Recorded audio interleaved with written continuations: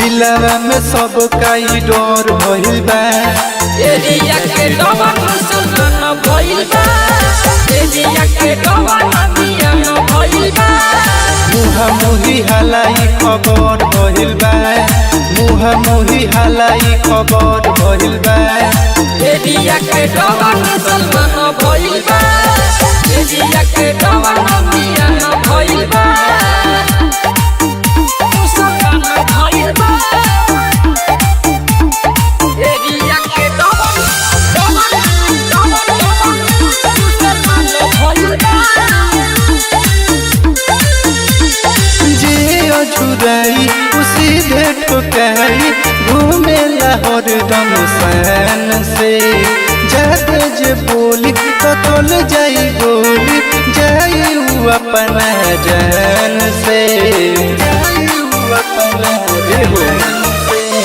जे अझुराई उसी भेट ठोकाई घूमे लाहौर दम सन से।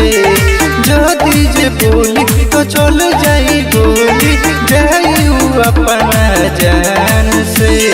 कोर्ट कचहरी थाना घर भइल बा। कोर्ट कचहरी थाना घर भइल बा। एरिया के डबल मुसलमान भइल बा। एरिया के डबल मियां भइल बा। मुसलमान भइल बा। एरिया के डबल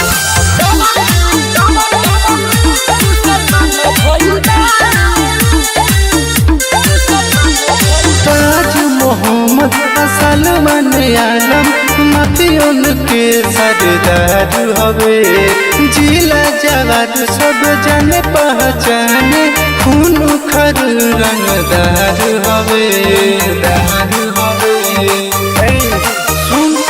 ताज मोहम्मद सलमान आलम माफियन के सरदार हवे।